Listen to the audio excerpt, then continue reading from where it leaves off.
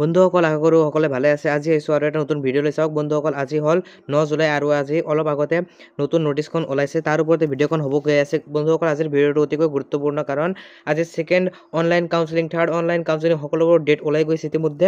গতিকে ইয়াৰ ওপৰতে ভিডিঅ' হ'ব গৈ আছে। বলক ভিডিঅ'টো আৰম্ভ কৰোঁ।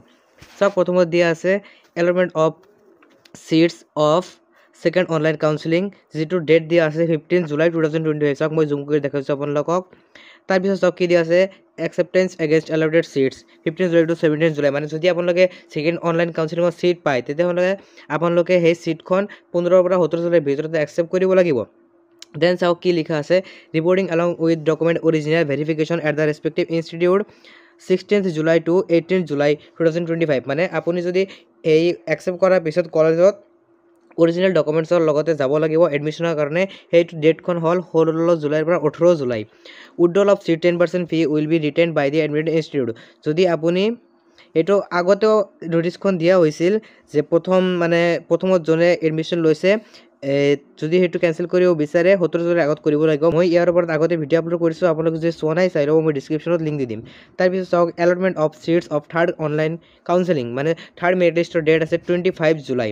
একচেপ্টেঞ্চ against allotted seats 25 July to 27 July. মানে থাৰ্ড অনলাইন কাউন্সেলিঙত যদি আপোনাৰ নাম আহে, তেতিয়াহ'লে আপুনি 25 পৰা 27 জুলাইৰ ভিতৰত সেইটো একচেপ্ট কৰিব লাগিব। দেন চাওক কি দিয়া আছে reporting along with document original verification at the respective institute। তাৰপিছত যদি আপোনালোকে এডমিশ্যনটো ল'ব বিচাৰে, তেতিয়াহ'লে আপোনাৰ 28 জুলাইৰ পৰা 30 জুলাইৰ ভিতৰত এডমিশ্যনৰ কাৰণে কলেজত যাব লাগিব।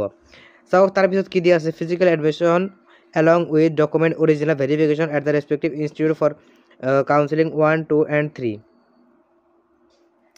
4 to 6 আগষ্ট। মানে 1, 2 আৰু 3 অৰ্থাৎ তিনিওটা কাউন্সেলিঙত চিট পোৱাসকলৰ ফিজিকেল এডমিশ্যনৰ কাৰণে সেই কলেজত যাব লাগিব ডকুমেণ্টছকেইটা লৈ, অৰিজিনেল ডকুমেণ্টছকেইটা লৈ 4 পৰা 6 জুলাইৰ ভিতৰত। চাওক ইয়াৰ পিছত কি দিয়া আছে cancellation of seat if final admission is not taken. মানে যদি আপুনি 4 পৰা 6 আগষ্টৰ ভিতৰত গৈ এডমিশ্যনখন ফাইনেল এডমিশ্যনখন নলয়, তেতিয়াহ'লে সেইটো 6 আগষ্ট 2025ত সেইটো আপুনি কেঞ্চেল কৰিব পাৰিব।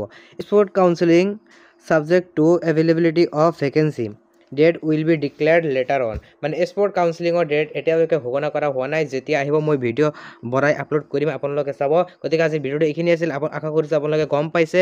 আৰু বলক 15 তাৰিখত ৰেজাল্ট দিব। ৰেজাল্ট দিয়াৰ লগে লগে মই আপোনালোকক দেখাই দিম যে ৰেজাল্ট আহিছে। গতিকে চেনেলটো আপোনালোকে ছাবস্ক্ৰাইব কৰিব, ভিডিঅ'টোত লাইক কৰিব আৰু ন'টিফিকেশ্যনটো অল কৰি ৰাখিব, যাতে আপুনি সৰ্বপ্ৰথম ভিডিঅ'টো চাব পাৰে। ধন্যবাদ। আজিৰ ভিডিঅ'টো এইখিনি আছিল।